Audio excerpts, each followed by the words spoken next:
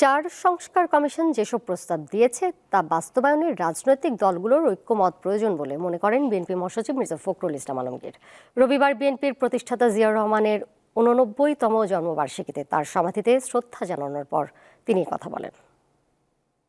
১৯৩৬ সালের ১৯ জানুয়ারি বগুড়ার গাবতলীর বাগবাড়িতে জন্মগ্রহণ করেন দেশের অন্যতম জনপ্রিয় রাজনৈতিক দল বিএনপির প্রতিষ্ঠাতা ও সাবেক রাষ্ট্রপতি জিয়াউর রহমান। দলের প্রতিষ্ঠাতার জন্মবার্ষিকীতে শ্রদ্ধা জানাতে সকাল থেকেই ঢল নামে বিএনপির নেতাকর্মীদের।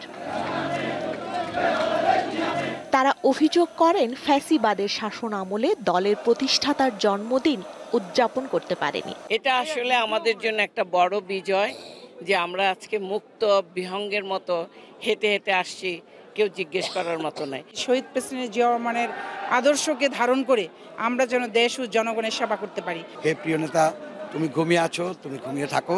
তোমার যে স্বপ্ন ছিল সেই স্বপ্নগুলো আমরা নিশ্চয়ই পূরণ করব। বেলা ১১টার দিকে কেন্দ্রীয় নেতাদের নিয়ে শ্রদ্ধা জানাতে আসেন দলটির মহাসচিব মির্জা ফখরুল ইসলাম আলমগীর। ফাতেহা পাঠ শেষে মোনাজাতে অংশ নেন তারা। জিয়াউর রহমানের স্মৃতিচারণ করে বিএনপি মহাসচিব বলেন, এক দুঃসময়ে জাতিকে ঐক্যবদ্ধ করেছিলেন সাবেক রাষ্ট্রপতি। তিনি প্রথম বাংলাদেশে যে সংস্কার অর্থাৎ একদলীয় শাসন ব্যবস্থা থেকে বহুদলীয় শাসন ব্যবস্থাতে নিয়ে আসেন।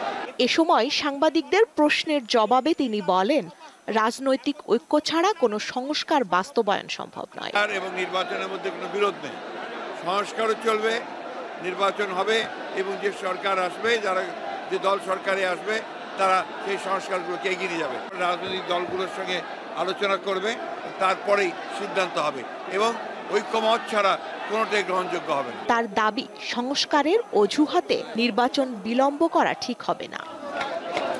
স্বস্তিকা সিংহ, দীপ্ত সংবাদ, ঢাকা।